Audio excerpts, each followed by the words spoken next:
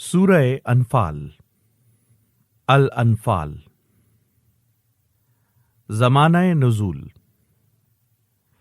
یہ سورت سن 2 ہجری میں جنگ بدر کے بعد نازل ہوئی ہے اور اس میں اسلام و کفر کی اس پہلی جنگ پر مفصل تبصرہ کیا گیا ہے۔ جہاں تک سورت کے مضمون پر غور کرنے سے اندازہ ہوتا ہے، غالباً یہ ایک ہی تقریر ہے جو بیک وقت نازل فرمائی گئی ہوگی، مگر ممکن ہے کہ اس کی بعض آیات جنگ بدر ہی سے پیدا شدہ مسائل کے متعلق بعد میں اتری ہوں اور پھر ان کو سلسلہ تقریر میں مناسب جگہوں پر درج کر کے ایک مسلسل تقریر بنا دیا گیا ہو۔ بہرحال کلام میں کہیں کوئی ایسا جوڑ نظر نہیں آتا جس سے یہ گمان کیا جا سکے کہ یہ الگ الگ 2-3 خطبوں کا مجموعہ ہے۔ تاریخی پس منظر۔ قبل اس کے کہ اس سورت پر تبصرہ کیا جائے، جنگ بدر اور اس سے تعلق رکھنے والے حالات پر ایک تاریخی نگاہ ڈال لینی چاہیے۔ نبی صلی اللہ علیہ وآلہ وسلم کی دعوت ابتدائی 10-12 سال میں جبکہ آپ مکہ معظمہ میں مقیم تھے، اس حیثیت سے اپنی پختگی اور استواری ثابت کر چکی تھی کہ ایک طرف اس کی پشت پر ایک بلند سیرت، عالی ظرف اور دانش مند علمبردار موجود تھا جو اپنی شخصیت کا پورا سرمایہ اس کام میں لگا چکا تھا، اور اس کے طرز عمل سے یہ حقیقت پوری طرح نمایاں ہو چکی تھی کہ وہ اس دعوت کو انتہائی کامیابی کی منزل تک پہنچانے کے لیے اٹل ارادہ رکھتا ہے، اور اس مقصد کی راہ میں ہر خطرے کو انگیز کرنے اور ہر مشکل کا مقابلہ کرنے کے لیے تیار ہے۔ دوسری طرف اس دعوت میں خود ایسی کشش تھی کہ وہ دلوں اور دماغوں میں سرایت کرتی چلی جا رہی تھی، اور جہالت و جاہلیت اور تعصبات کے حصار اس کی راہ روکنے میں ناکام ثابت ہو رہے تھے۔ اسی وجہ سے عرب کے پرانے نظام جاہلی کی حمایت کرنے والے عناصر جو ابتداً اس کو استخفاف کی نظر سے دیکھتے تھے، مکی دور کے آخری زمانے میں اسے ایک سنجیدہ خطرہ سمجھنے لگے تھے اور اپنا پورا زور اسے کچل دینے میں صرف کر دینا چاہتے تھے۔ لیکن اس وقت تک چند حیثیات سے اس دعوت میں بہت کچھ کسر باقی تھی۔ اولاً یہ بات ابھی پوری طرح ثابت نہیں ہوئی تھی کہ اس کو ایسے پیرووں کی ایک کافی تعداد باہم پہنچ گئی ہے جو صرف اس کے ماننے والے ہی نہیں ہیں بلکہ اس کے اصولوں کا سچا عشق بھی رکھتے ہیں، اس کو غالب و نافذ کرنے کی سعی میں اپنی ساری قوتیں اور اپنا تمام سرمایہ زندگی کھپا دینے کے لیے تیار ہیں، اور اس کی خاطر اپنی ہر چیز قربان کر دینے کے لیے، دنیا بھر سے لڑ جانے کے لیے، حتیٰ کہ اپنے عزیز ترین رشتوں کو بھی کاٹ پھینکنے کے لیے آمادہ ہیں۔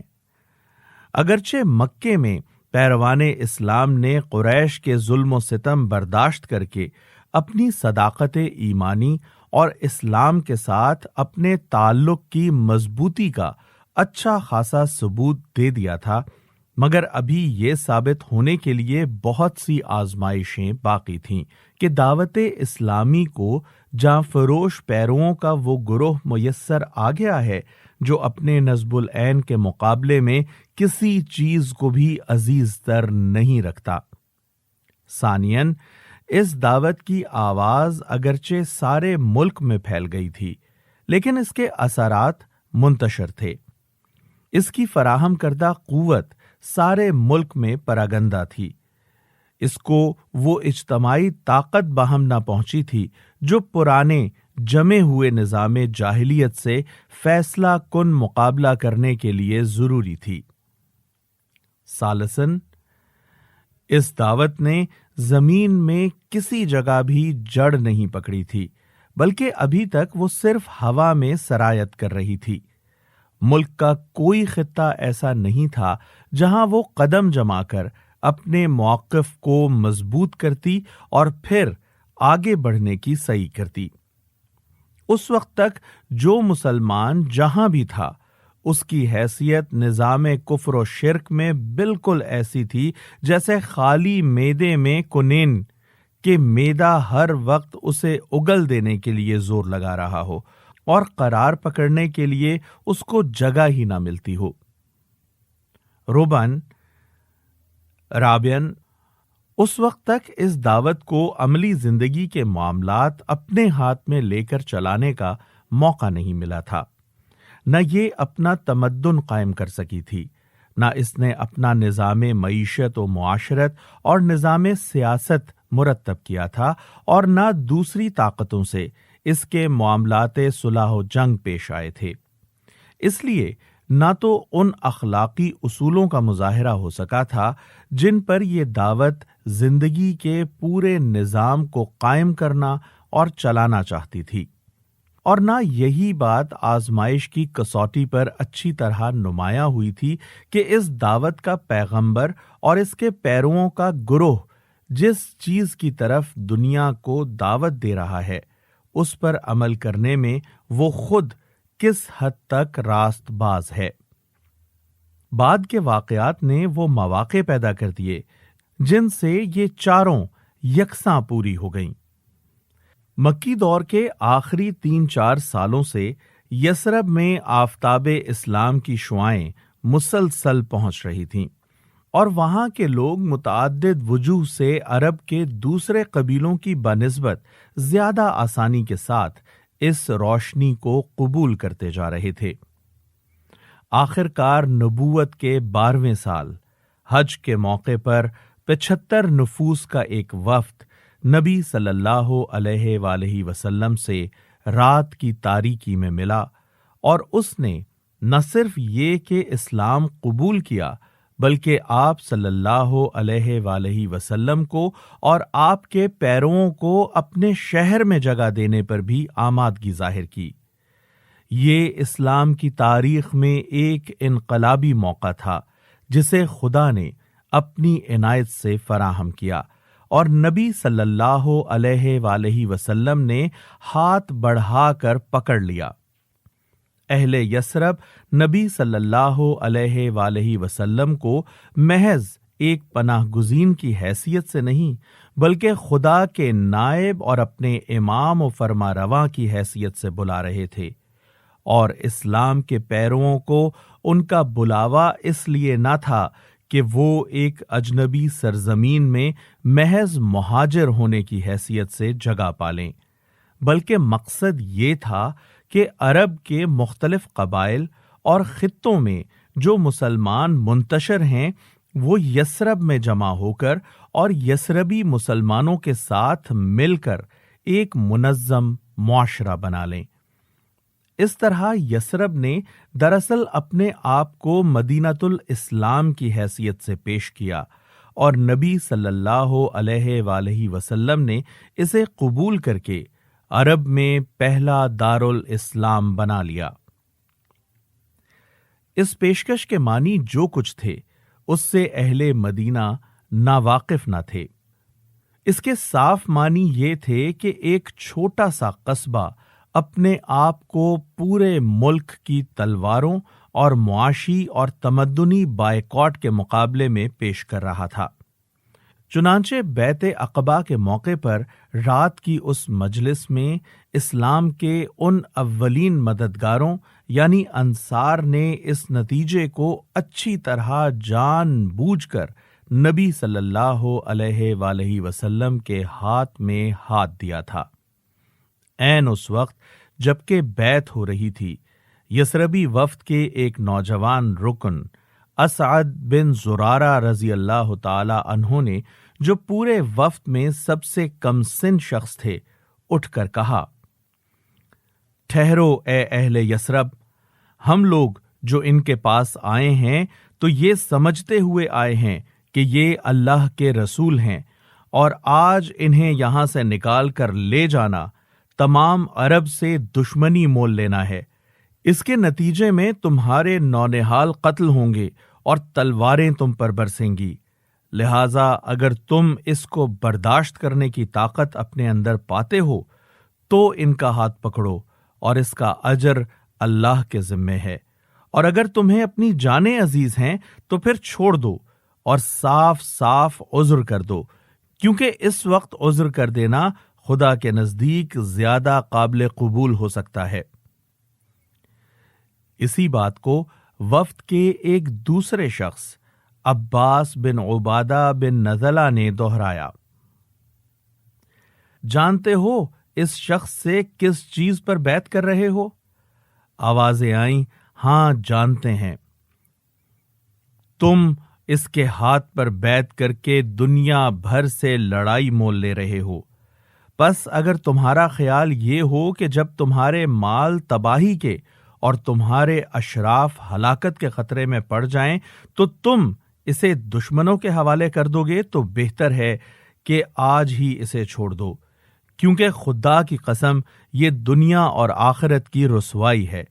اور اگر تمہارا ارادہ یہ ہے کہ جو بلاوا تم اس شخص کو دے رہے ہو اس کو اپنے اموال کی تباہی اور اپنے اشراف کی ہلاکت کے باوجود نبھاؤ گے تو بے شک اس کا ہاتھ تھام لو کہ خدا کی قسم یہ دنیا اور آخرت کی بھلائی ہے۔ اس پر تمام وفد نے بالاتفاق کہا، ہم اسے لے کر اپنے اموال کو تباہی اور اپنے اشراف کو ہلاکت کے خطرے میں ڈالنے کے لیے تیار ہیں۔ تب وہ مشہور بیعت واقع ہوئی جسے تاریخ میں بیعت عقبہ ثانیہ کہتے ہیں۔ دوسری طرف اہل مکہ کے لیے یہ معاملہ جو معنی رکھتا تھا وہ بھی کسی سے پوشیدہ نہ تھا۔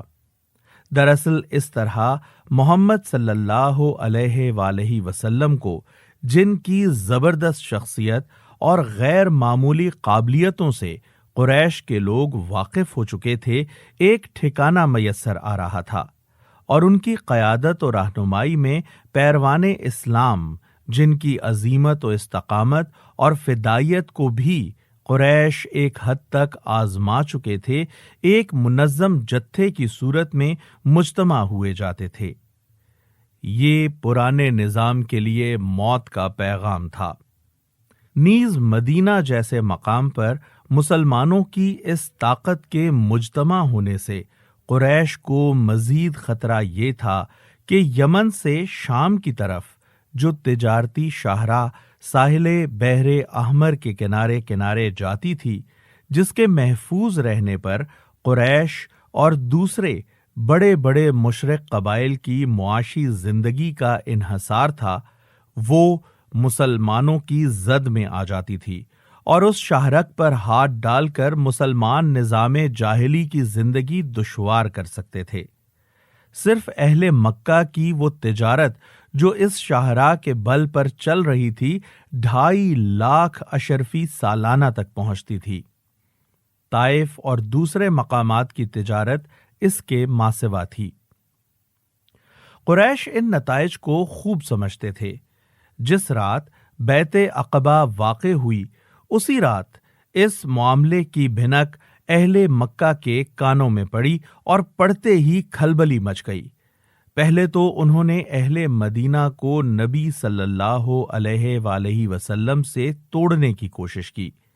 پھر جب مسلمان ایک ایک دو دو کر کے مدینے کی طرف ہجرت کرنے لگے اور قریش کو یقین ہو گیا کہ اب محمد صلی اللہ علیہ وآلہ وسلم بھی وہاں منتقل ہو جائیں گے، تو وہ اس خطرے کو روکنے کے لیے آخری چارہ کار اختیار کرنے پر آمادہ ہو گئے۔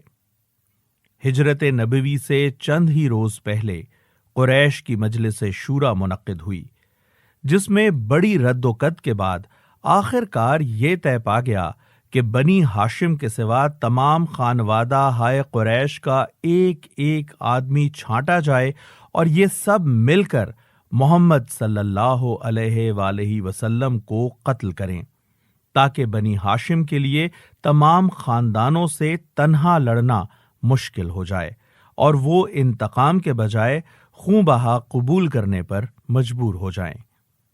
لیکن خدا کے فضل اور نبی صلی اللہ علیہ وآلہ وسلم کے اعتماد اللہ اور حسن تدبیر سے ان کی یہ چال ناکام ہو گئی اور حضور بخیریت مدینہ پہنچ گئے۔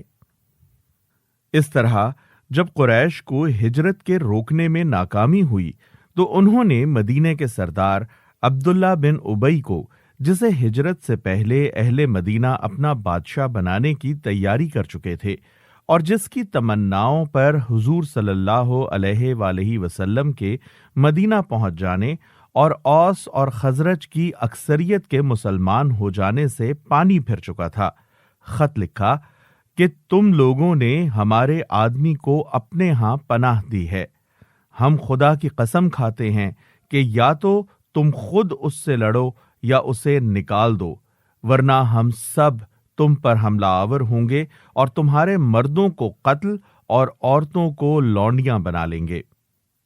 عبداللہ بن ابی اس پر کچھ آمادہ شر ہوا، مگر نبی صلی اللہ علیہ وآلہ وسلم نے بر وقت اس کے شر کی روک تھام کر دی۔ پھر سعد بن معاذ رئیس مدینہ عمرے کے لیے مکے گئے۔ وہاں عین حرم کے دروازے پر ابو جہل نے ان کو ٹوک کر کہا، تم تو ہمارے دین کے مرتدوں کو پناہ دو اور ان کی امداد اور اعانت کا دم بھرو اور ہم تمہیں اطمینان سے مکے میں طواف کرنے دیں۔ اگر تم امیہ بن خلف کے مہمان نہ ہوتے تو زندہ یہاں سے نہیں جا سکتے تھے۔ سعد نے جواب میں کہا، بخدا اگر تم نے مجھے اس چیز سے روکا تو میں تمہیں اس چیز سے روک دوں گا جو تمہارے لیے اس سے شدید تر ہے، یعنی مدینے پر سے تمہاری راہ گزر۔ یہ گویا اہل مکہ کی طرف سے اس بات کا اعلان تھا کہ زیارت بیت اللہ کی راہ مسلمانوں پر بند ہے، اور اس کا جواب اہل مدینہ کی طرف سے یہ تھا کہ شامی تجارت کا راستہ مخالفین اسلام کے لیے پرخطر ہے، اور فی الواقع اس وقت مسلمانوں کے لیے اس کے سوا کوئی تدبیر بھی نہ تھی کہ اس تجارتی شاہراہ پر اپنی گرفت مضبوط کریں، تاکہ قریش اور دوسرے قبائل جن کا مفاد اس راستے سے وابستہ تھا، اسلام اور مسلمانوں کے ساتھ اپنی معاندانہ اور مزاحمانہ پالیسی پر نظر ثانی کرنے پر مجبور ہو جائیں۔ چنانچہ مدینہ پہنچتے ہی نبی صلی اللہ علیہ وآلہ وسلم نے نوخیز اسلامی سوسائٹی کے ابتدائی نظم و نسق اور اطراف مدینہ کی یہودی آبادیوں کے ساتھ معاملہ طے کرنے کے بعد سب سے پہلے جس چیز پر توجہ منعطف فرمائی وہ اسی شاہراہ کا مسئلہ تھا۔ اس مسئلے میں حضور صلی اللہ علیہ وآلہ وسلم نے دو اہم تدابیر اختیار کیں۔ ایک یہ کہ مدینہ اور ساحل بحر احمر کے درمیان اس شاہراہ سے متصل جو قبائل آباد تھے ان کے ساتھ گفت و شنید شروع کی، تاکہ وہ حلیفانہ اتحاد یا کم از کم نا طرفداری کے معاہدے کر لیں۔ چنانچہ اس میں آپ صلی اللہ علیہ وآلہ وسلم کو پوری کامیابی ہوئی۔ سب سے پہلے جحینہ سے، جو ساحل کے قریب پہاڑی علاقے میں ایک اہم قبیلہ تھا، معاہدہ نا طرفداری ہوا۔ پھر سن 1 ہجری کے آخر میں بنی زمرہ سے، جن کا علاقہ ینبو اور ذوالعشیرہ سے متصل تھا، دفاعی معاونت کی قرارداد ہوئی۔ پھر 2 ہجری کے وسط میں بنی مدلج بھی اس قرارداد میں شریک ہو گئے، کیونکہ وہ بنی زمرہ کے ہمسائے اور حلیف تھے۔ مزید برآں تبلیغ اسلام نے ان قبائل میں اسلام کے حامیوں اور پیروکاروں کا بھی ایک اچھا خاصا عنصر پیدا کر دیا۔ دوسری تدبیر آپ نے یہ اختیار کی کہ قریش کے قافلوں کو دھمکی دینے کے لیے اس شاہراہ پر پیہم چھوٹے چھوٹے دستے بھیجنے شروع کیے، اور بعض دستوں کے ساتھ آپ خود بھی تشریف لے گئے۔ پہلے سال اس طرح کے 4 دستے گئے، جو مغازی کی کتابوں میں سریہ حمزہ، سریہ عبیدہ بن حارث، سریہ سعد بن ابی وقاص اور غزوۃ الابواء کے نام سے موسوم ہیں۔ حاشیہ: اسلامی تاریخ کی اصلاح میں سریہ اس مہم کو کہتے تھے جو نبی صلی اللہ علیہ وآلہ وسلم کسی صحابی کی قیادت میں بھیجا کرتے تھے، اور غزوہ اس مہم کو کہتے تھے جس کی قیادت حضور صلی اللہ علیہ وآلہ وسلم خود فرماتے تھے۔ اور دوسرے سال کے ابتدائی مہینوں میں 2 مزید طاقتیں اسی جانب کی گئیں، جن کو اہل مغازی غزوہ بوات اور غزوہ ذوالعشیرہ کے نام سے یاد کرتے ہیں۔ ان تمام مہمات کی 2 خصوصیات قابل لحاظ ہیں۔ ایک یہ کہ ان میں سے کسی میں نہ تو کشت و خون ہوا اور نہ کوئی قافلہ لوٹا گیا، جس سے یہ صاف ظاہر ہوتا ہے کہ ان طاقتوں کا اصل مقصود قریش کو ہوا کا رخ بتانا تھا۔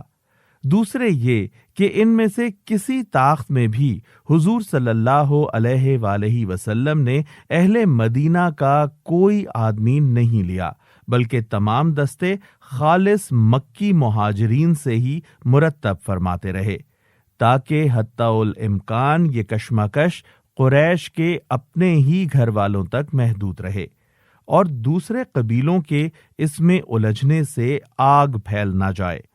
ادھر سے اہل مکہ بھی مدینے کی طرف غارت گر دستے بھیجتے رہے۔ چنانچہ انہی میں سے ایک دستے نے قرز بن جابر الفہری کی قیادت میں عین مدینے کے قریب ڈاکہ مارا اور اہل مدینہ کے مویشی لوٹ لیے۔ قریش کی کوشش اس سلسلے میں یہ رہی کہ دوسرے قبیلوں کو بھی اس کشمکش میں الجھا دیں، نیز یہ کہ انہوں نے بات کو محض دھمکی تک محدود نہ رکھا بلکہ لوٹ مار تک نوبت پہنچا دی۔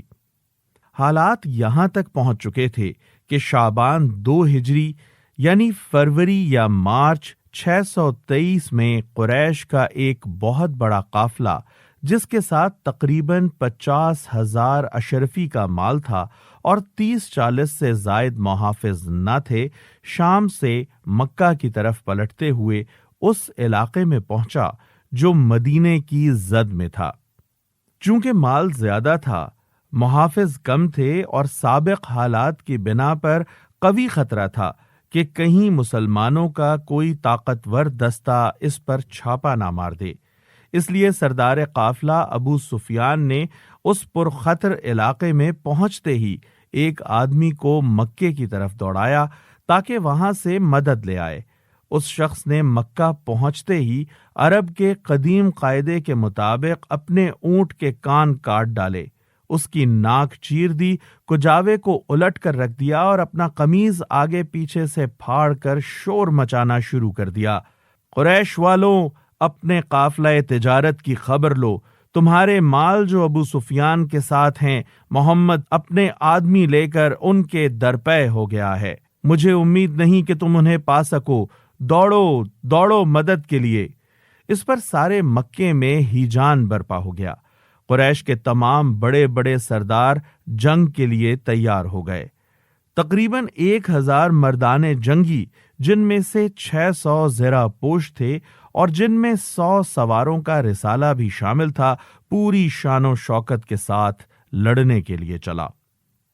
ان کے پیش نظر صرف یہی کام نہ تھا کہ اپنے قافلے کو بچا لائیں، بلکہ وہ اس ارادے سے نکلے تھے کہ اس آئے دن کے خطرے کو ہمیشہ کے لیے ختم کر دیں اور مدینے میں یہ مخالف طاقت جو ابھی نئی مجتمع ہونی شروع ہوئی ہے اسے کچل ڈالیں اور اس نواح کے قبائل کو اس حد تک مرعوب کر دیں کہ آئندہ کے لیے یہ تجارتی راستہ بالکل محفوظ ہو جائے۔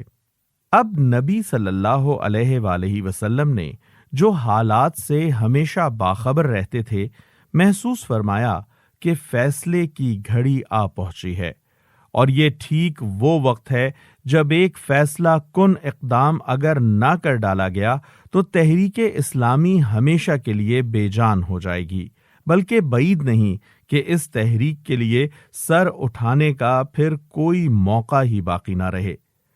نئے دارالہجرت میں آئے ابھی 2 سال پورے نہیں ہوئے تھے، مہاجرین بے سر و سامان، انصار ابھی نا آزمودہ، یہودی قبائل برسر مخالفت خود مدینے میں منافقین اور مشرکین کا ایک اچھا خاصا طاقتور عنصر موجود، اور گرد و پیش کے تمام قبائل قریش سے مروب بھی اور مذہباً ان کے ہمدرد بھی۔ ایسے حالات میں اگر قریش مدینے پر حملہ آور ہو جائیں تو ہو سکتا ہے کہ مسلمانوں کی مٹھی بھر جماعت کا خاتمہ ہو جائے، لیکن اگر وہ حملہ نہ کریں اور صرف اپنے زور سے قافلے کو بچا کر ہی نکال لے جائیں اور مسلمان دبکے بیٹھے رہیں، تب بھی یک لخت مسلمانوں کی ایسی ہوا اکھڑے گی کہ عرب کا بچہ بچہ ان پر دلیر ہو جائے گا، اور ان کے لیے ملک بھر میں پھر کوئی جائے پناہ باقی نہ رہے گی۔ آس پاس کے سارے قبائل قریش کے اشاروں پر کام کرنا شروع کر دیں گے۔ مدینے کے یہودی اور منافقین و مشرکین علل اعلان سر اٹھائیں گے اور دارالہجرت میں جینا مشکل کر دیں گے۔ مسلمانوں کا کوئی روب و اثر نہ ہوگا کہ اس کی وجہ سے کسی کو ان کی جان، مال اور آبرو پر ہاتھ ڈالنے میں تأمل ہو۔ اس بنا پر نبی صلی اللہ علیہ وآلہ وسلم نے عزم فرما لیا کہ جو طاقت بھی اس وقت میسر ہے اسے لے کر نکلیں اور میدان میں فیصلہ کریں کہ جینے کا بلبوتا کس میں ہے اور کس میں نہیں ہے۔ اس فیصلہ کن اقدام کا ارادہ کر کے آپ نے انصار و مہاجرین کو جمع کیا اور ان کے سامنے ساری پوزیشن صاف صاف رکھ دی کہ ایک طرف شمال میں تجارتی قافلہ ہے اور دوسری طرف جنوب سے قریش کا لشکر چلا آ رہا ہے۔ اللہ کا وعدہ ہے کہ ان دونوں میں سے کوئی ایک تمہیں مل جائے گا، بتاؤ تم کس کے مقابلے پر چلنا چاہتے ہو؟ جواب میں ایک بڑے گروہ کی طرف سے اس خواہش کا اظہار ہوا کہ قافلے پر حملہ کیا جائے، لیکن نبی صلی اللہ علیہ وآلہ وسلم کے پیش نظر کچھ اور تھا، اس لیے آپ نے اپنا سوال دہرایا۔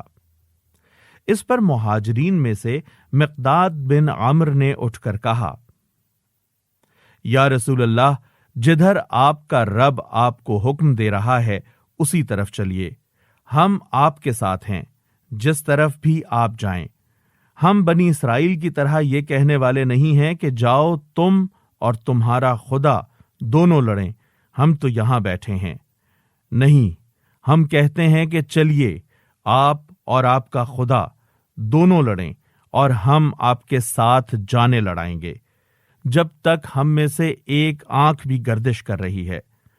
مگر لڑائی کا فیصلہ انصار کی رائے معلوم کیے بغیر نہیں کیا جا سکتا تھا، کیونکہ ابھی تک فوجی اقدامات میں ان سے کوئی مدد نہیں لی گئی تھی، اور ان کے لیے یہ آزمائش کا پہلا موقع تھا کہ اسلام کی حمایت کا جو عہد انہوں نے اول روز کیا تھا اسے وہ کہاں تک نبھانے کے لیے تیار ہیں۔ اس لیے حضور صلی اللہ علیہ وآلہ وسلم نے براہ راست ان کو مخاطب کیے بغیر پھر اپنا سوال دہرایا۔ اس پر سعد بن معاذ اٹھے اور انہوں نے عرض کیا، شاید حضور کا روئے سخن ہماری طرف ہے۔ فرمایا، ہاں۔ انہوں نے کہا، ہم آپ پر ایمان لائے ہیں، آپ کی تصدیق کر چکے ہیں کہ جو کچھ آپ لائے ہیں وہ حق ہے، اور آپ سے سماع و طاعت کا پختہ عہد باندھ چکے ہیں۔ پس اے اللہ کے رسول صلی اللہ علیہ وآلہ وسلم، جو کچھ آپ نے ارادہ فرما لیا ہے اسے کر گزریے۔ قسم ہے اس ذات کی جس نے آپ کو حق کے ساتھ بھیجا ہے، اگر آپ ہمیں لے کر سامنے سمندر پر جا پہنچیں اور اس میں اتر جائیں تو ہم آپ کے ساتھ کودیں گے اور ہم میں سے ایک بھی پیچھے نہ رہے گا۔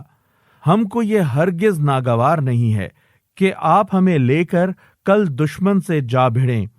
ہم جنگ میں ثابت قدم رہیں گے، مقابلے میں سچی جانثاری دکھائیں گے، اور بعید نہیں کہ اللہ آپ کو ہم سے وہ کچھ دکھوا دے جسے دیکھ کر آپ کی آنکھیں ٹھنڈی ہو جائیں۔ پس اللہ کی برکت کے بھروسے پر آپ ہمیں لے چلیں۔ ان تقریروں کے بعد فیصلہ ہو گیا کہ قافلے کے بجائے لشکر قریش ہی کے مقابلے پر چلنا چاہیے، لیکن یہ فیصلہ کوئی معمولی فیصلہ نہ تھا۔ جو لوگ اس تنگ وقت میں لڑائی کے لیے اٹھے تھے ان کی تعداد 300 سے کچھ زائد تھی، یعنی 86 مہاجر، 61 قبیلہ اوس کے اور 170 قبیلہ خزرج کے، جن میں صرف 2-3 کے پاس گھوڑے تھے، اور باقی آدمیوں کے لیے 70 اونٹوں سے زیادہ نہ تھے، جن پر 3-3 4-4 اشخاص باری باری سے سوار ہوتے تھے۔ سامان جنگ بھی بالکل ناکافی تھا، صرف 60 آدمیوں کے پاس زرہیں تھیں، اسی لیے چند سرفروش فدائیوں کے سوا اکثر آدمی جو اس خطرناک مہم میں شریک تھے دلوں میں سہم رہے تھے، اور انہیں ایسا محسوس ہوتا تھا کہ جانتے بوجھتے موت کے منہ میں جا رہے ہیں۔ مصلحت پرست لوگ جو اگرچہ دائرہ اسلام میں داخل ہو چکے تھے مگر ایسے ایمان کے قائل نہ تھے جس میں جان و مال کا زیاں ہو، اس مہم کو دیوانگی ایمانی، خدا کی طرف سے نصرت کا انعام حاصل کرنے میں کامیاب ہو گئی، اور قریش اپنے سارے غرور طاقت کے باوجود ان بے سر و سامان فدائیوں کے ہاتھوں شکست کھا گئے۔ ان کے 70 آدمی مارے گئے، 70 قید ہوئے، اور ان کا سر و سامان غنیمت میں مسلمانوں کے ہاتھ آیا۔ قریش کے بڑے بڑے سردار جو ان کے گل ہائے سر سبد اور اسلام کی مخالف تحریک کے روح رواں تھے، اس مارکے میں ختم ہو گئے، اور اس فیصلہ کن فتح نے عرب میں اسلام کو ایک قابل لحاظ طاقت بنا دیا۔ جیسا کہ ایک مغربی محقق نے لکھا ہے، بدر سے پہلے اسلام محض ایک مذہب اور ریاست تھا، مگر بدر کے بعد مذہب ریاست بلکہ خود ریاست بن گیا۔ مباحث: یہ ہے وہ عظیم و شان مارکہ جس پر قرآن کی اس صورت میں تبصرہ کیا گیا ہے، مگر اس تبصرے کا انداز ان تمام تبصروں سے مختلف ہے جو دنیوی بادشاہ اپنی فوج کی فتح یابی کے بعد کیا کرتے ہیں۔ اس میں سب سے پہلے ان خامیوں کی نشاندہی کی گئی ہے جو اخلاقی حیثیت سے ابھی مسلمانوں میں باقی تھیں، تاکہ آئندہ اپنی مزید تکمیل کے لیے سعی کریں۔ پھر ان کو بتایا گیا ہے کہ اس فتح میں تائید الہی کا کتنا بڑا حصہ تھا، تاکہ وہ اپنی جرأت و شہامت پر نہ پھولیں بلکہ خدا پر توکل اور خدا اور رسول صلی اللہ علیہ وآلہ وسلم کی اطاعت کا سبق لیں۔ پھر اس اخلاقی مقصد کو واضح کیا گیا ہے جس کے لیے مسلمانوں کو یہ مارکہ حق و باطل برپا کرنا ہے، اور ان اخلاقی صفات کی توضیح کی گئی ہے جن سے اس مارکے میں انہیں کامیابی حاصل ہو سکتی ہے۔ پھر مشرکین اور منافقین اور یہود اور ان لوگوں کو جو جنگ میں قید ہو کر آئے تھے نہایت سبق آموز انداز میں خطاب کیا گیا ہے۔ پھر ان اموال کے متعلق جو جنگ میں ہاتھ آئے تھے مسلمانوں کو ہدایت کی گئی ہے کہ انہیں اپنا مال نہ سمجھیں بلکہ خدا کا مال سمجھیں۔ جو کچھ اللہ اس میں سے ان کا حصہ مقرر کرے اسے شکریہ کے ساتھ قبول کر لیں، اور جو حصہ اللہ اپنے کام اور اپنے غریب بندوں کی امداد کے لیے مقرر کرے اس کو برضا و رغبت گوارا کر لیں۔ پھر قانون جنگ و صلح کے متعلق وہ اخلاقی ہدایت دی گئی ہیں جن کی توضیح اس مرحلے میں دعوت اسلامی کے داخل ہو جانے کے بعد ضروری تھی، تاکہ مسلمان اپنی صلح اور جنگ میں جاہلیت کے طریقوں سے بچیں اور دنیا پر ان کی اخلاقی برتری قائم ہو، اور دنیا کو معلوم ہو جائے کہ اسلام اول روز سے اخلاق پر عملی زندگی کی بنیاد رکھنے کی جو دعوت دے رہا ہے اس کی تعبیر واقعی عملی زندگی میں کیا ہے۔ پھر اسلامی ریاست کے دستوری قانون کی بعض دفعات بیان کی گئی ہیں جن سے دارالاسلام کے مسلمان باشندوں کی آئینی حیثیت ان مسلمانوں سے الگ کر دی گئی ہے جو دارالاسلام کی حدود سے باہر رہتے ہوں۔ بسم اللہ الرحمن الرحیم، اللہ کے نام سے جو بے انتہا مہربان اور رحم فرمانے والا ہے۔ یسألونک عن الانفال قل الانفال للہ والرسول فاتقوا اللہ واصلحوا ذات بینکم وَأَطِيعُوا اللَّهَ وَرَسُولَهُ إِن كُنتُم مُّؤْمِنِينَ۔ تم سے انفال کے متعلق پوچھتے ہیں۔ انفال جمع ہے نفل کی۔ عربی زبان میں نفل اس چیز کو کہتے ہیں جو واجب یا حق سے زائد ہو۔ جب یہ تابع کی طرف سے ہو تو اس سے مراد وہ رضاکارانہ خدمت ہوتی ہے جو ایک بندہ اپنے آقا کے لیے فرض سے بڑھ کر اپنی خوشی سے بجا لاتا ہے، جیسے نفل نماز۔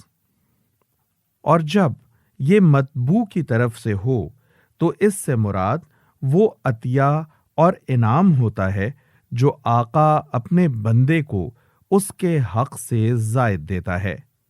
یہاں انفال کا لفظ ان اموال غنیمت کے لیے استعمال ہوا ہے جو جنگ بدر میں مسلمانوں کے ہاتھ آئے تھے، اور ان کو انفال قرار دینے کا مطلب یہ بات مسلمانوں کے ذہن نشین کرنا ہے کہ یہ تمہاری کمائی نہیں ہے بلکہ اللہ کا فضل و انعام ہے جو اس نے تمہیں بخشا ہے۔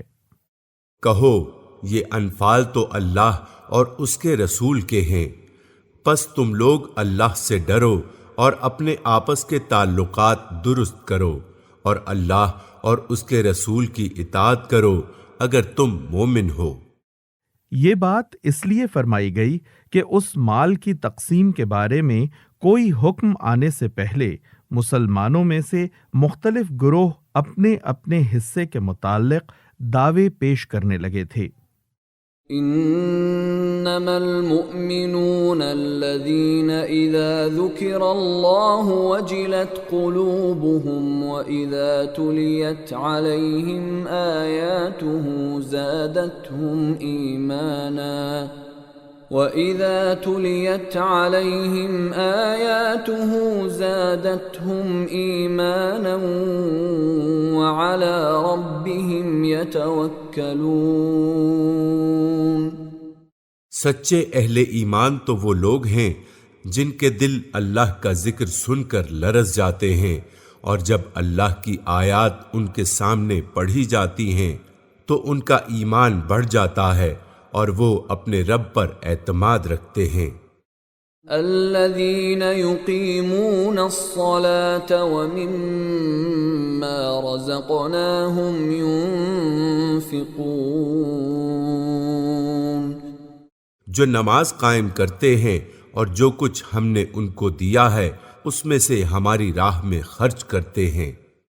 اولئک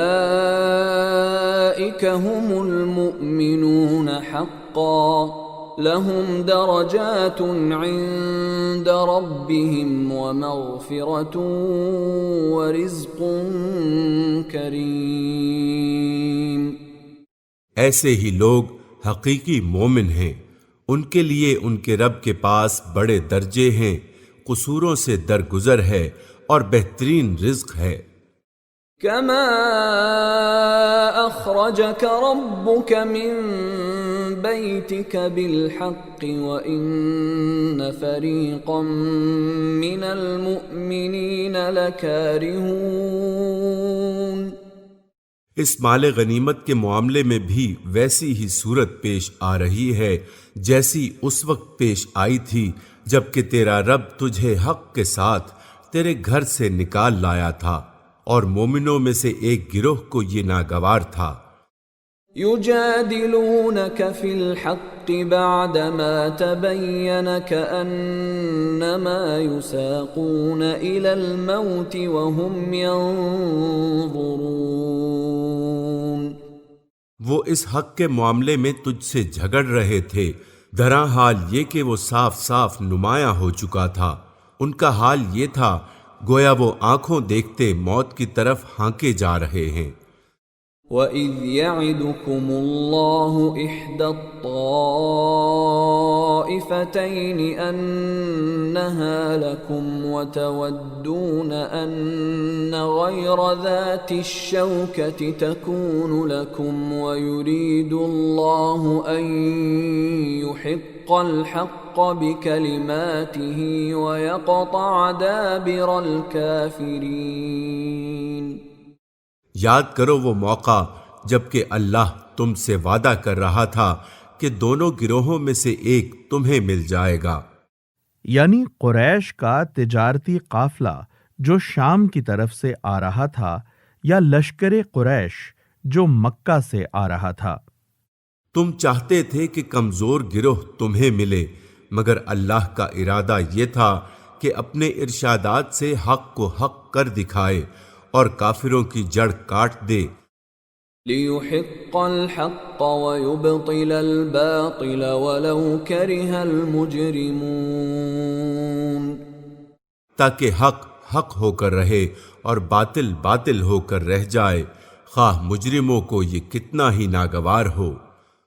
اِذْ تَسْتَغِيثُونَ رَبَّكُمْ فَاسْتَجَابَ لَكُمْ أَنِّي مُمِدُّكُمْ بِأَلْفٍ مِّنَ الْمَلَائِكَةِ مُرْدِفِينَ۔ اور وہ موقع جب کہ تم اپنے رب سے فریاد کر رہے تھے، جواب میں اس نے فرمایا کہ میں تمہاری مدد کے لیے پے در پے 1000 فرشتے بھیج رہا ہوں۔ وَمَا جَعَلَهُ اللَّهُ إِلَّا بُشْرَى وَلِتَطْمَئِنَّ بِهِ قُلُوبُكُمْ وَمَا النَّصْرُ إِلَّا مِنْ عِنْدِ اللَّهِ إِنَّ اللَّهَ عَزِيزٌ حَكِيمٌ۔ یہ بات اللہ نے تمہیں صرف اس لیے بتا دی تھی کہ تمہیں خوشخبری ہو اور تمہارے دل اس سے مطمئن ہو جائیں، ورنہ مدد تو جب بھی ہوتی ہے اللہ ہی کی طرف سے ہوتی ہے، یقیناً اللہ زبردست اور دانا ہے۔ اِذْ يُغَشِّيكُمُ النُّعَاسَ أَمَنَةً مِّنْهُ وَيُنَزِّلُ عَلَيْكُم مِّنَ السَّمَاءِ مَاءً لِّيُطَهِّرَكُم بِهِ وَيُذْهِبَ عَنكُمْ رِجْزَ الشَّيْطَانِ وَلِيَرْبِطَ عَلَىٰ قُلُوبِكُمْ وَيُثَبِّتَ بِهِ الْأَقْدَامَ۔ اور وہ وقت جب کہ اللہ اپنی طرف سے غنودگی کی شکل میں تم پر اطمینان و بے خوفی کی کیفیت طاری کر رہا تھا۔ یہی تجربہ مسلمانوں کو جنگ احد میں پیش آیا تھا، جیسا کہ سورہ آل عمران آیت 154 میں گزر چکا ہے۔ اور آسمان سے تمہارے اوپر پانی برسا رہا تھا تاکہ تمہیں پاک کرے اور تم سے شیطان کی ڈالی ہوئی نجاست دور کرے اور تمہاری ہمت بندھائے اور اس کے ذریعے سے تمہارے قدم جما دے۔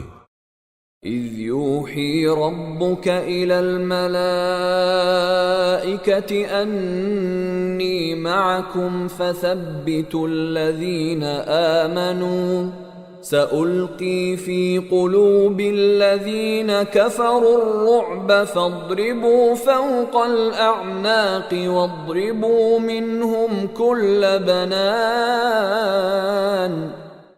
اور وہ وقت جب کہ تمہارا رب فرشتوں کو اشارہ کر رہا تھا کہ میں تمہارے ساتھ ہوں، تم اہل ایمان کو ثابت قدم رکھو، میں ابھی ان کافروں کے دلوں میں روب ڈالے دیتا ہوں، پس تم ان کی گردنوں پر ضرب اور جوڑ جوڑ پر چوٹ لگاؤ۔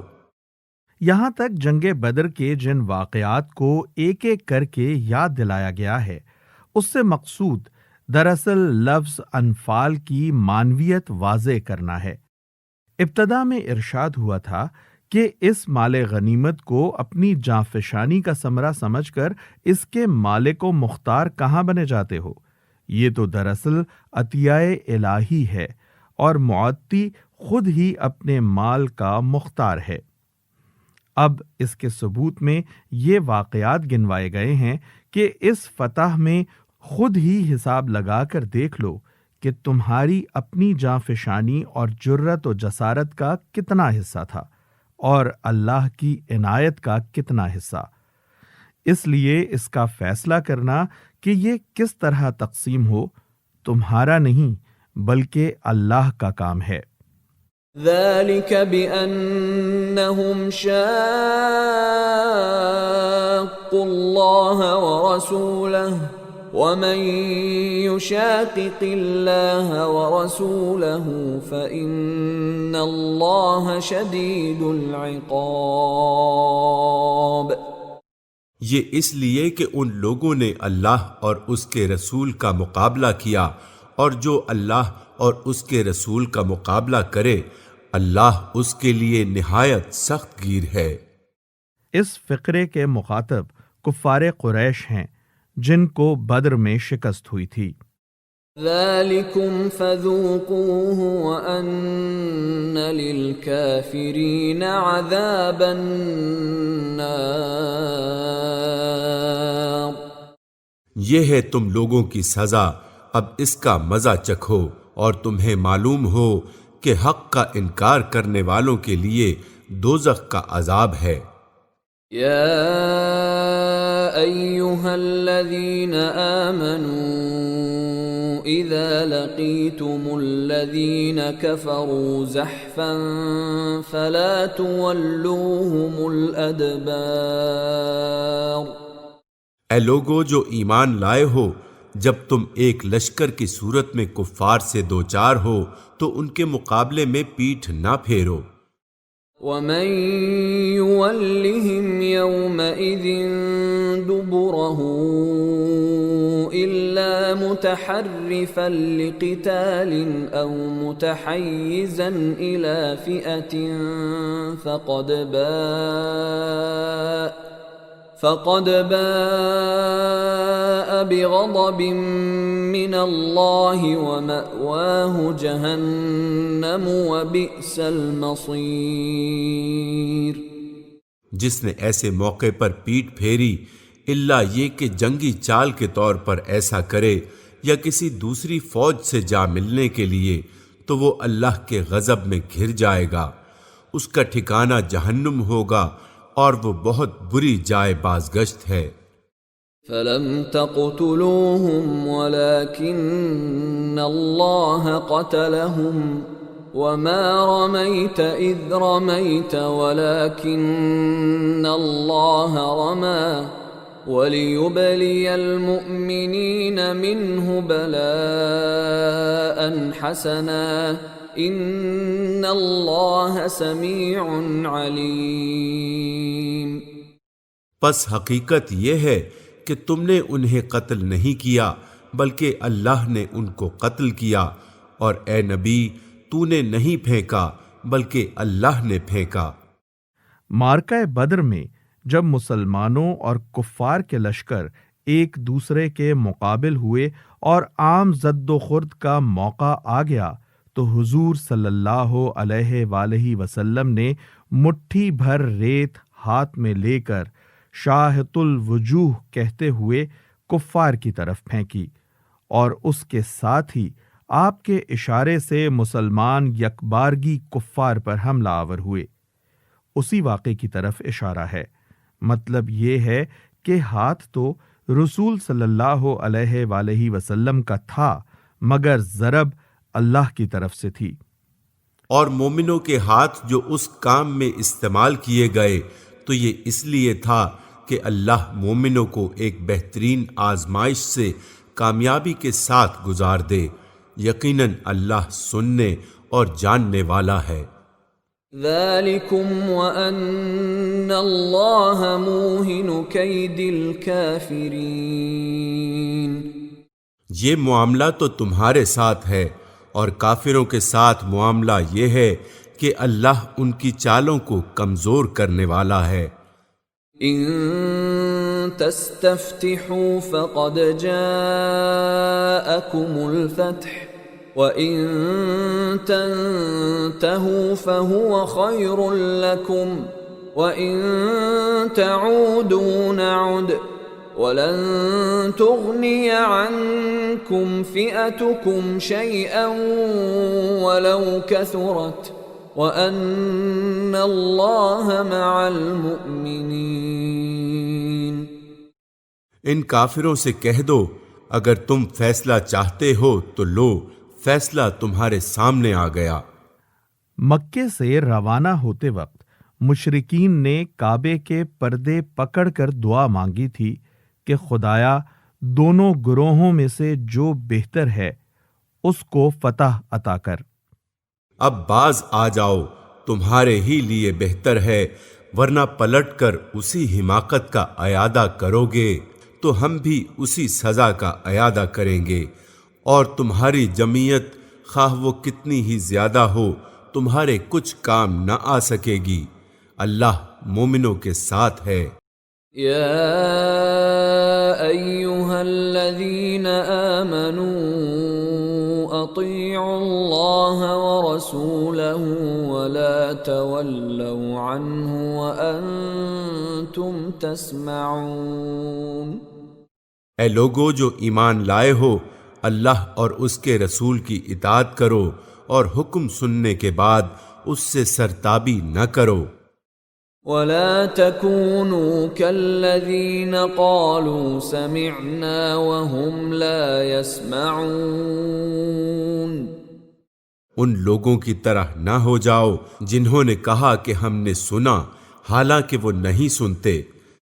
ان شر الدواب عند اللہ الصم البکم الذین لا يعقلون۔ یقیناً خدا کے نزدیک بدترین قسم کے جانور وہ بہرے گونگے لوگ ہیں جو عقل سے کام نہیں لیتے۔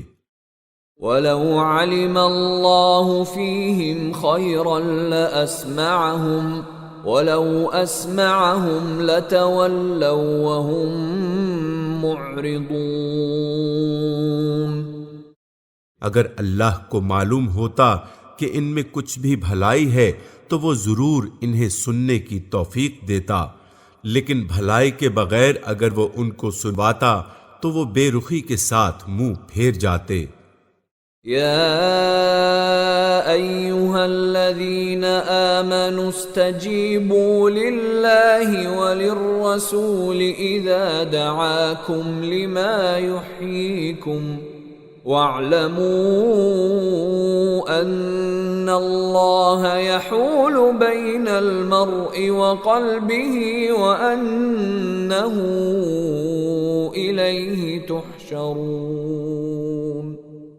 اے لوگو جو ایمان لائے ہو، اللہ اور اس کے رسول کی پکار پر لبیک کہو جبکہ رسول تمہیں اس چیز کی طرف بلائے جو تمہاری زندگی بخشنے والی ہے، اور یاد رکھو کہ اللہ آدمی اور اس کے دل کے درمیان حائل ہے اور اسی کی طرف تم سمیٹے جاؤ گے۔ وَاتَّقُوا فِتْنَةً لَا تُصِيبَنَّ الَّذِينَ ظَلَمُوا مِنكُمْ خَاصَّةً وَاعْلَمُوا أَنَّ اللَّهَ شَدِيدُ الْعِقَابِ۔ اور بچو اس فتنے سے جس کی شامت مخصوص طور پر صرف انہی لوگوں تک محدود نہ رہے گی جنہوں نے تم میں سے گناہ کیا ہو، اور یاد رکھو کہ اللہ سخت سزا دینے والا ہے۔ اس سے مراد وہ اجتماعی فتنے ہیں جو وبائے عام کی طرح ایسی شامت لاتے ہیں جس میں صرف گناہ کرنے والے ہی گرفتار نہیں ہوتے، بلکہ وہ لوگ بھی مارے جاتے ہیں جو گناہگار سوسائٹی میں رہنا گوارا کرتے رہے ہوں۔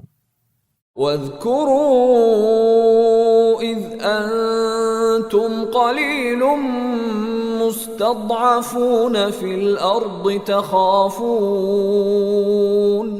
تخافون أن يتخطفكم الناس فآواكم وأيدكم بنصره ورزقكم من الطيبات لعلكم تشكرون۔ یاد کرو وہ وقت جب کہ تم تھوڑے تھے، زمین میں تم کو بے زور سمجھا جاتا تھا، تم ڈرتے رہتے تھے کہ کہیں لوگ تمہیں مٹا نہ دیں، پھر اللہ نے تم کو جائے پناہ مہیا کر دی، اپنی مدد سے تمہارے ہاتھ مضبوط کیے اور تمہیں اچھا رزق پہنچایا، شاید کہ تم شکر گزار بنو۔ یا ایھا الذین آمنوا لا تخونوا اللہ والرسول وتخونوا اماناتکم وانتم تعلمون۔ اے لوگو جو ایمان لائے ہو، جانتے بوجھتے اللہ اور اس کے رسول کے ساتھ خیانت نہ کرو، اپنی امانتوں میں غداری کے مرتکب نہ ہو۔ اپنی امانتوں سے مراد وہ تمام ذمہ داریاں ہیں جو کسی پر اعتماد کر کے اس کے سپرد کی جائیں، خواہ وہ عہد وفا کی ذمہ داریاں ہوں یا اجتماعی معاہدات کی یا جماعت کے رازوں کی یا شخصی اور جماعتی اموال کی یا کسی عہدے اور منصب کی جو کسی شخص پر بھروسہ کرتے ہوئے جماعت اس کے حوالے کرے۔ وَاعْلَمُوا أَنَّمَا أَمْوَالُكُمْ وَأَوْلَادُكُمْ فِتْنَةٌ وَأَنَّ اللَّهَ عِندَهُ أَجْرٌ عَظِيمٌ۔ اور جان رکھو کہ تمہارے مال اور تمہاری اولاد حقیقت میں سامان آزمائش ہیں، اور اللہ کے پاس اجر دینے کے لیے بہت کچھ ہے۔ یا ایھا الذین آمنوا ان تتقوا اللہ یجعل لکم فرقانا ویکفر عنکم سیئاتکم ویغفر لکم واللہ ذو الفضل العظیم۔ اے لوگو جو ایمان لائے ہو، اگر تم خدا ترسی اختیار کرو گے تو اللہ تمہارے لیے کسوٹی بہم پہنچا دے گا۔ کسوٹی اس چیز کو کہتے ہیں جو کھرے اور کھوٹے کے امتیاز کو نمایاں کرتی ہے۔ یہی مفہوم فرقان کا بھی ہے، اسی لیے ہم نے فرقان کا ترجمہ کسوٹی کیا ہے۔ ارشاد الہی کا منشا یہ ہے کہ اگر دنیا میں اللہ سے ڈرتے ہوئے کام کرو گے تو اللہ تعالیٰ تمہارے اندر وہ قوت تمیز پیدا کر دے گا جس سے قدم قدم پر تمہیں خود یہ معلوم ہوتا رہے گا کہ کون سا رویہ صحیح ہے اور کون سا غلط، کون سی راہ حق ہے اور خدا کی طرف جاتی ہے اور کون سی راہ باطل ہے اور شیطان سے ملاتی ہے۔ اور تمہاری برائیوں کو تم سے دور کرے گا اور تمہارے قصور معاف کرے گا، اللہ بڑا فضل فرمانے والا ہے۔ وَإِذْ يَمْكُرُ بِكَ الَّذِينَ كَفَرُوا لِيُثْبِتُوكَ أَوْ يَقْتُلُوكَ أَوْ يُخْرِجُوكَ وَيَمْكُرُونَ وَيَمْكُرُ اللَّهُ وَاللَّهُ خَيْرُ الْمَاكِرِينَ۔ وہ وقت بھی یاد کرنے کے قابل ہے جبکہ منکرین حق تیرے خلاف تدبیریں سوچ رہے تھے کہ تجھے قید کر دیں یا قتل کر دیں یا جلا وطن کر دیں۔ یہ اس موقع کا ذکر ہے جبکہ قریش کا یہ اندیشہ یقین کی حد کو پہنچ چکا تھا کہ اب محمد صلی اللہ علیہ وآلہ وسلم بھی مدینہ چلے جائیں گے۔ اس وقت وہ آپس میں کہنے لگے کہ اگر یہ شخص مکے سے نکل گیا تو پھر خطرہ ہمارے قابو سے باہر ہو جائے گا۔ چنانچہ انہوں نے آپ کے معاملے میں ایک آخری فیصلہ کرنے کے لیے ایک اجتماع کیا اور اس امر پر باہم مشاورت کی کہ اس خطرے کا سدباب کس طرح کیا جائے۔ وہ اپنی چالیں چل رہے تھے اور اللہ اپنی چال چل رہا تھا، اور اللہ سب سے بہتر چال چلنے والا ہے۔ وَإِذَا تُتْلَى عَلَيْهِمْ آيَاتُنَا قَالُوا قَدْ سَمِعْنَا لَوْ نَشَاءُ لَقُلْنَا مِثْلَ هَذَا إِنْ هَذَا إِلَّا أَسَاطِيرُ الْأَوَّلِينَ۔ جب ان کو ہماری آیات سنائی جاتی تھیں تو کہتے تھے کہ ہاں سن لیا ہم نے، ہم چاہیں تو ایسی ہی باتیں ہم بھی بنا سکتے ہیں، یہ تو وہی پرانی کہانیاں ہیں جو پہلے سے لوگ کہتے چلے آ رہے ہیں۔ وَإِذْ قَالُوا اللَّهُمَّ إِن كَانَ هَذَا هُوَ الْحَقَّ مِنْ عِنْدِكَ فَأَمْطِرْ عَلَيْنَا حِجَارَةً مِّنَ السَّمَاءِ أَوْ ائْتِنَا بِعَذَابٍ أَلِيمٍ۔ اور وہ بات بھی یاد ہے جو انہوں نے کہی تھی کہ خدایا اگر یہ واقعی حق ہے تیری طرف سے تو ہم پر آسمان سے پتھر برسا دے یا کوئی دردناک عذاب ہم پر لے آ۔ وَمَا كَانَ اللَّهُ لِيُعَذِّبَهُمْ وَأَنْتَ فِيهِمْ وَمَا كَانَ اللَّهُ مُعَذِّبَهُمْ وَهُمْ يَسْتَغْفِرُونَ۔ اس وقت تو اللہ ان پر عذاب نازل کرنے والا نہ تھا جبکہ تو ان کے درمیان موجود تھا، اور نہ اللہ کا یہ قاعدہ ہے کہ لوگ استغفار کر رہے ہوں اور وہ ان کو عذاب دے دے۔ وَمَا لَهُمْ أَلَّا يُعَذِّبَهُمُ اللَّهُ وَهُمْ يَصُدُّونَ عَنِ الْمَسْجِدِ الْحَرَامِ وَمَا كَانُوا أَوْلِيَاءَهُ إِنْ أَوْلِيَاؤُهُ إِلَّا الْمُتَّقُونَ وَلَكِنَّ أَكْثَرَهُمْ لَا يَعْلَمُونَ۔ لیکن اب کیوں نہ وہ ان پر عذاب نازل کرے جبکہ وہ مسجد حرام کا راستہ روک رہے ہیں، حالانکہ وہ اس مسجد کے جائز متولی نہیں ہیں۔ اس کے جائز متولی تو صرف اہل تقوی ہی ہو سکتے ہیں، مگر اکثر لوگ اس بات کو نہیں جانتے۔ وَمَا كَانَ صَلَاتُهُمْ عِندَ الْبَيْتِ إِلَّا مُكَاءً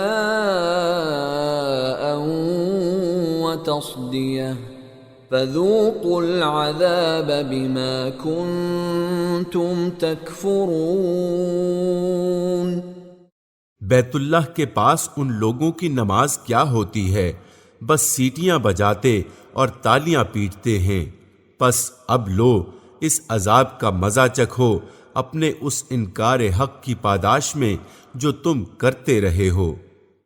ان الذين كفروا ينفقون لعلكم تشكرون صدوا عن سبيل الله فسينفقونها ثم تكون عليهم حسرة ثم يغلبون والذين كفروا إلى جهنم يحشرون۔ جن لوگوں نے حق کو ماننے سے انکار کیا ہے وہ اپنے مال خدا کے راستے سے روکنے کے لیے صرف کر رہے ہیں اور ابھی اور خرچ کرتے رہیں گے، مگر آخر کار یہی کوششیں ان کے لیے پچھتاوے کا سبب بنیں گی، پھر وہ مغلوب ہوں گے، پھر یہ کافر جہنم کی طرف گھیر لائے جائیں گے۔ لِيَمِيزَ اللَّهُ الْخَبِيثَ مِنَ الطَّيِّبِ وَيَجْعَلَ الْخَبِيثَ بَعْضَهُ عَلَى بَعْضٍ فَيَرْكُمَهُ جَمِيعًا فَيَجْعَلَهُ فِي جَهَنَّمَ أُولَئِكَ هُمُ الْخَاسِرُونَ۔ تاکہ اللہ گندگی کو پاکیزگی سے چھانٹ کر الگ کرے اور ہر قسم کی گندگی کو ملا کر اکٹھا کرے، پھر اس پلندے کو جہنم میں جھونک دے، یہی لوگ اصلی دیوالیے ہیں۔ قل للذین کفروا ان ينتهوا يغفر لهم ما قد سلف وان يعودوا فقد مضت سنة الاولین۔ اے نبی، ان کافروں سے کہو کہ اگر اب بھی باز آ جائیں تو جو کچھ پہلے ہو چکا ہے اس سے درگزر کر لیا جائے گا، لیکن اگر یہ اسی پچھلی روش کا اعادہ کریں گے تو گزشتہ قوموں کے ساتھ جو کچھ ہو چکا ہے وہ سب کو معلوم ہے۔ وَقَاتِلُوهُمْ حَتَّى لَا تَكُونَ فِتْنَةٌ وَيَكُونَ الدِّينُ كُلُّهُ لِلَّهِ فَإِنِ انتهوا فَإِنَّ اللَّهَ بِمَا يَعْمَلُونَ بَصِيرٌ۔ اے لوگو جو ایمان لائے ہو، ان کافروں سے جنگ کرو یہاں تک کہ فتنہ باقی نہ رہے اور دین پورا کا پورا اللہ کے لیے ہو جائے، پھر اگر وہ فتنے سے رک جائیں تو ان کے اعمال کا دیکھنے والا اللہ ہے۔ وَإِن تَوَلَّوْا فَاعْلَمُوا أَنَّ اللَّهَ مَوْلَاكُمْ نِعْمَ الْمَوْلَى وَنِعْمَ النَّصِيرُ۔ اور اگر وہ نہ مانے تو جان رکھو کہ اللہ تمہارا سرپرست ہے اور وہ بہترین حامی و مددگار ہے۔ جز 10۔ اعوذ باللہ من الشیطان الرجیم، بسم اللہ الرحمن الرحیم۔ اللہ کے نام سے جو بے انتہا مہربان اور رحم فرمانے والا ہے۔ وَاعْلَمُوا أَنَّمَا غَنِمْتُم مِّن شَيْءٍ فَأَنَّ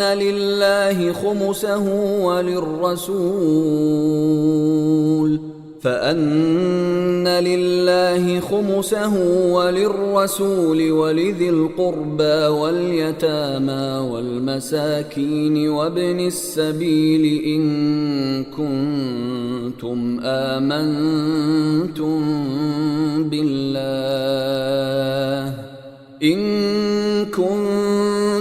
آمنتم بالله وما أنزلنا على عبدنا يوم الفرقان يوم التقى الجمعان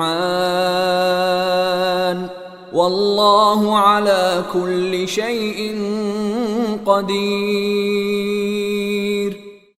اور تمہیں معلوم ہو کہ جو کچھ مال غنیمت تم نے حاصل کیا ہے، یہاں اس مال غنیمت کی تقسیم کا قانون بتایا ہے جس کے متعلق تقریر کی ابتدا میں کہا گیا تھا کہ یہ اللہ کا انعام ہے، جس کے بارے میں فیصلہ کرنے کا اختیار اللہ اور اس کے رسول صلی اللہ علیہ وآلہ وسلم ہی کو حاصل ہے۔ اب وہ فیصلہ بیان کر دیا گیا ہے۔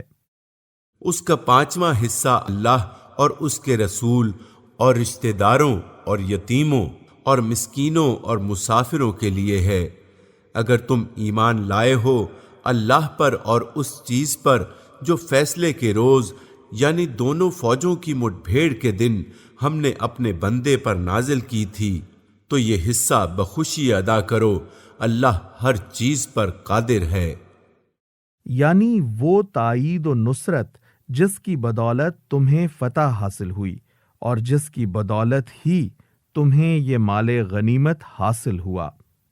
اذ انتم بالعدوة الدنيا وهم بالعدوة القصوى والركب اسفل منكم ولو تواعدتم لاختلفتم في الميعاد ولكن ليقضي الله أمرا كان مفعولا ليهلك من هلك عن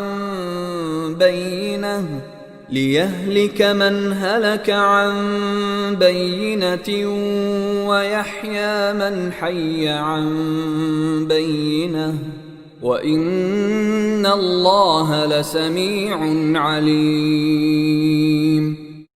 یاد کرو وہ وقت جب کہ تم وادی کے اس جانب تھے اور دوسری جانب پڑاؤ ڈالے ہوئے تھے اور قافلہ تم سے نیچے ساحل کی طرف تھا، اور اگر کہیں پہلے سے تمہارے اور ان کے درمیان مقابلے کی قرارداد ہو چکی ہوتی تو تم ضرور اس موقع پر پہلو تہی کر جاتے، لیکن جو کچھ پیش آیا وہ اس لیے تھا کہ جس بات کا فیصلہ اللہ کر چکا تھا اسے ظہور میں لے آئے، تاکہ جسے ہلاک ہونا ہے وہ دلیل روشن کے ساتھ ہلاک ہو، اور جسے زندہ رہنا ہے وہ دلیل روشن کے ساتھ زندہ رہے۔ یقیناً خدا سننے اور جاننے والا ہے۔ اذ یریکہم اللہ فی منامک قلیلا وَلَوْ أَرَاكَهُمْ كَثِيرًا لَفَشِلْتُمْ وَلَتَنَازَعْتُمْ فِي الْأَمْرِ وَلَكِنَّ اللَّهَ سَلَّمَ إِنَّهُ عَلِيمٌ بِذَاتِ الصُّدُورِ۔ اور یاد کرو وہ وقت جب کہ اے نبی خدا ان کو تمہارے خواب میں تھوڑا دکھا رہا تھا۔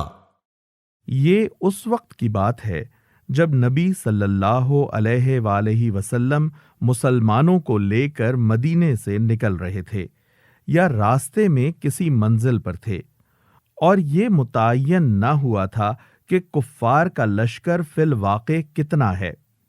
اس وقت حضور صلی اللہ علیہ وآلہ وسلم نے خواب میں اس لشکر کو دیکھا، اور جو منظر آپ صلی اللہ علیہ وآلہ وسلم کے سامنے پیش کیا گیا اس سے آپ نے اندازہ لگایا کہ دشمنوں کی تعداد کچھ بہت زیادہ نہیں ہے۔ اگر کہیں وہ تمہیں ان کی تعداد زیادہ دکھا دیتا تو ضرور تم لوگ ہمت ہار جاتے اور لڑائی کے معاملے میں جھگڑا شروع کر دیتے، لیکن اللہ ہی نے تمہیں اس سے بچایا، یقیناً وہ سینوں کا حال تک جانتا ہے۔ وَإِذْ يُرِيكُمُوهُمْ إِذِ الْتَقَيْتُمْ فِي أَعْيُنِكُمْ قَلِيلًا وَيُقَلِّلُكُمْ فِي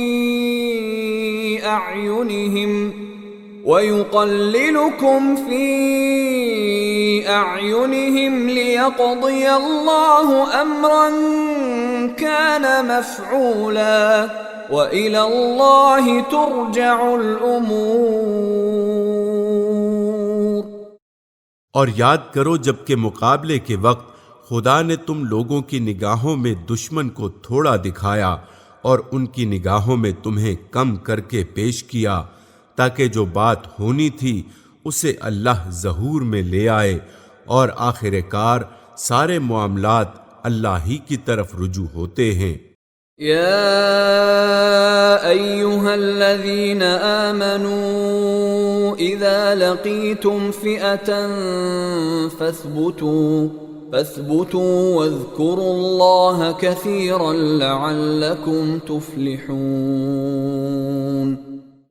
اے لوگو جو ایمان لائے ہو، جب کسی گروہ سے تمہارا مقابلہ ہو تو ثابت قدم رہو اور اللہ کو کثرت سے یاد کرو، توقع ہے کہ تمہیں کامیابی نصیب ہوگی۔ وَأَطِيعُوا اللَّهَ وَرَسُولَهُ وَلَا تَنَازَعُوا فَتَفْشَلُوا وَتَذْهَبَ رِيحُكُمْ وَاصْبِرُوا إِنَّ اللَّهَ مَعَ الصَّابِرِينَ۔ اور اللہ اور اس کے رسول کی اطاعت کرو اور آپس میں جھگڑو نہیں، ورنہ تمہارے اندر کمزوری پیدا ہو جائے گی اور تمہاری ہوا اکھڑ جائے گی۔ صبر سے کام لو، یقیناً اللہ صبر کرنے والوں کے ساتھ ہے۔ یعنی اپنے جذبات و خواہشات کو قابو میں رکھو، جلد بازی، گھبراہٹ، ہراس، طمع اور نامناسب جوش سے بچو۔ ٹھنڈے دل اور جچی تلی قوت فیصلہ کے ساتھ کام کرو۔ خطرات اور مشکلات سامنے ہوں تو تمہارے قدموں میں لغزش نہ آئے۔ اشتعال انگیز مواقع پیش آئیں تو غیظ و غضب کا ہیجان تم سے کوئی بے محل حرکت سرزد نہ کرانے پائے۔ مصائب کا حملہ ہو اور حالات بگڑتے نظر آ رہے ہوں تو اضطراب میں تمہارے حواس پراگندہ نہ ہو جائیں۔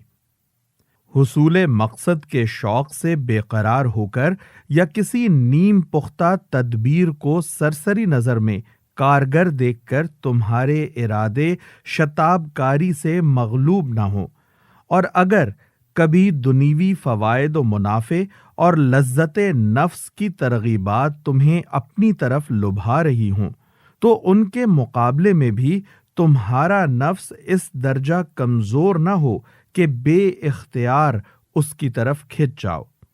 یہ تمام مفہومات صرف ایک لفظ صبر میں پوشیدہ ہیں، اور اللہ تعالیٰ فرماتا ہے کہ جو لوگ ان تمام حیثیات سے صابر ہوں، میری تائید انہی کو حاصل ہے۔ وَلَا تَكُونُوا كَالَّذِينَ خَرَجُوا مِن دِيَارِهِم بَطَرًا وَرِئَاءَ النَّاسِ وَيَصُدُّونَ عَن سَبِيلِ اللَّهِ وَاللَّهُ بِمَا يَعْمَلُونَ مُحِيطٌ۔ اور ان لوگوں کے سے رنگ ڈھنگ اختیار نہ کرو جو اپنے گھروں سے اتراتے اور لوگوں کو اپنی شان دکھاتے ہوئے نکلے، اور جن کی روش یہ ہے کہ اللہ کے راستے سے روکتے ہیں، جو کچھ وہ کر رہے ہیں وہ اللہ کی گرفت سے باہر نہیں ہے۔ وَإِذْ زَيَّنَ لَهُمُ الشَّيْطَانُ أَعْمَالَهُمْ وَقَالَ لَا غَالِبَ لَكُمُ الْيَوْمَ مِنَ النَّاسِ وَإِنِّي جَارٌ لَكُمْ فَلَمَّا تَرَاءَتِ الْفِئَتَانِ نَكَصَ عَلَى عَقِبَيْهِ وَقَالَ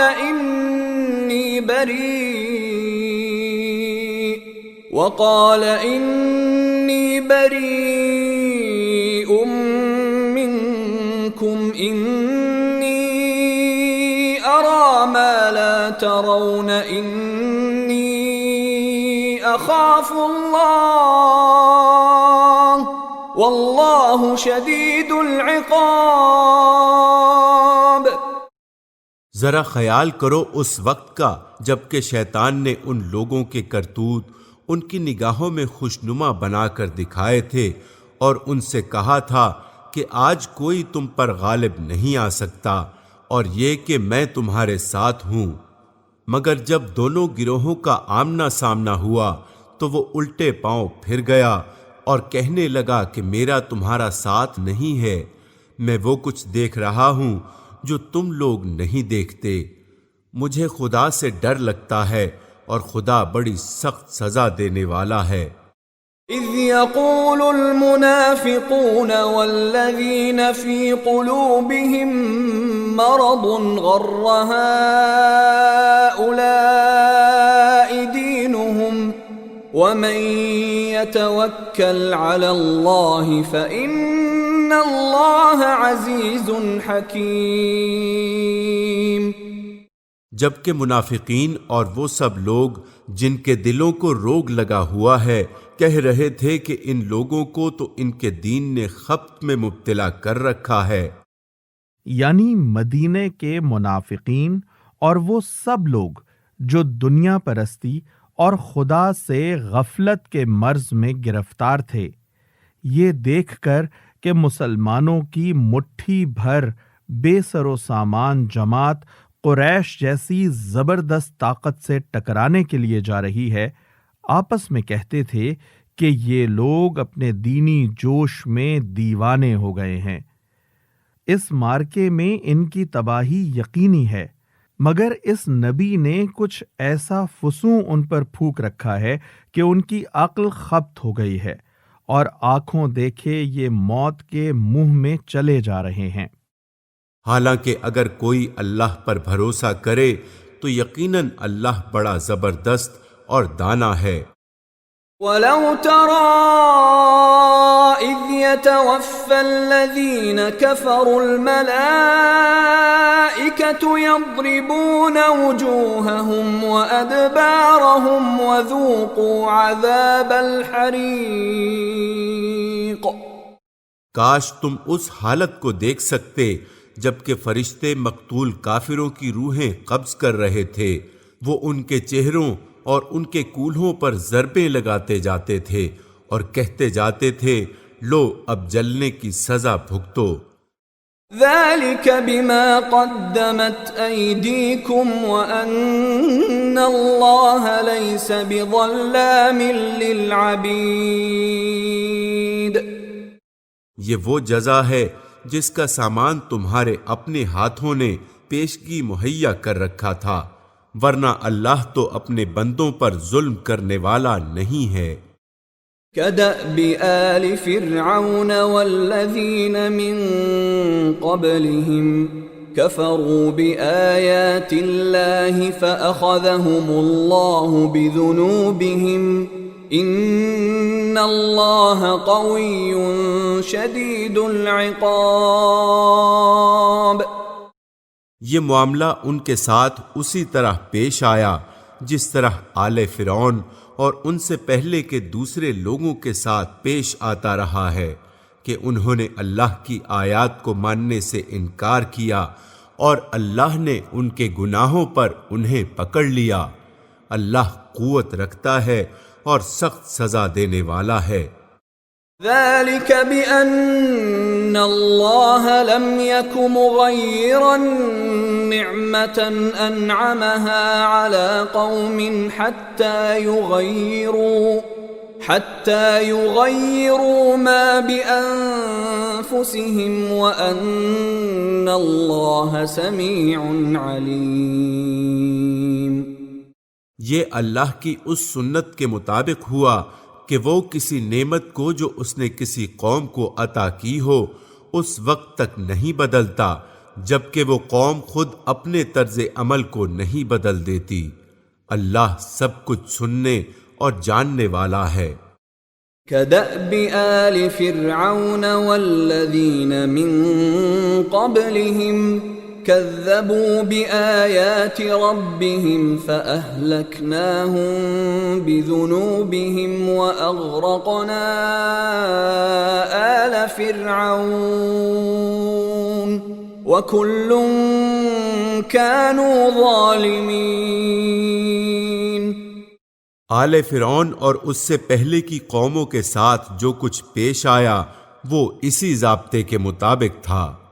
انہوں نے اپنے رب کی آیات کو جھٹلایا، تب ہم نے ان کے گناہوں کی پاداش میں انہیں ہلاک کیا اور آل فرعون کو غرق کر دیا۔ یہ سب ظالم لوگ تھے۔ ان شر الدواب عند اللہ الذین کفروا فهم لا یؤمنون۔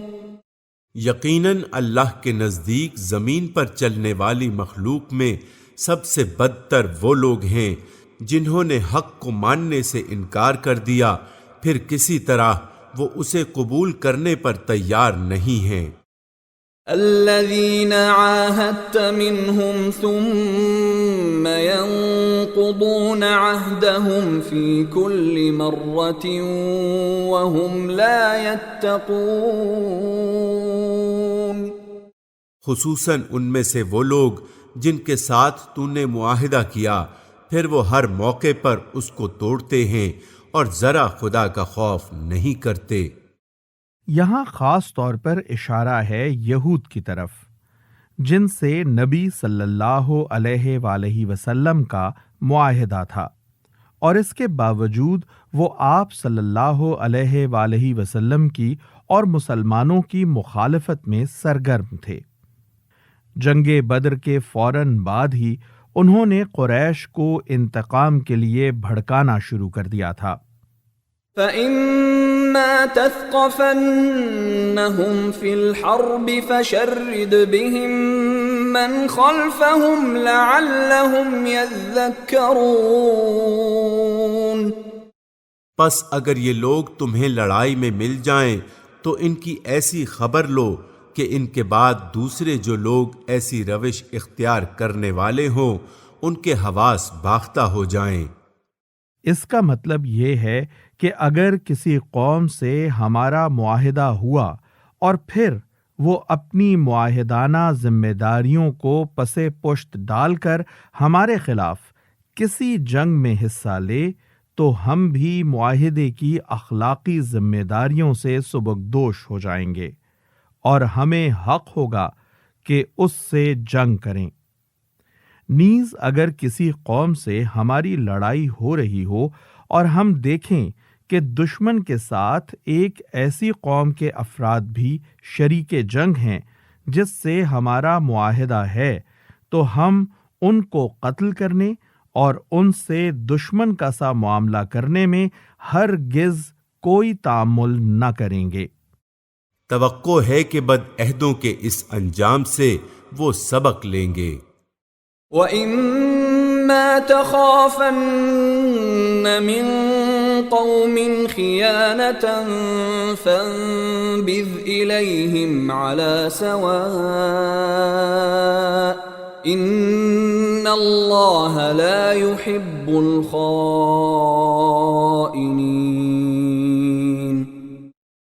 اور اگر کبھی تمہیں کسی قوم سے خیانت کا اندیشہ ہو تو اس کے معاہدے کو علانیہ اس کے آگے پھینک دو، یقیناً اللہ خائنوں کو پسند نہیں کرتا۔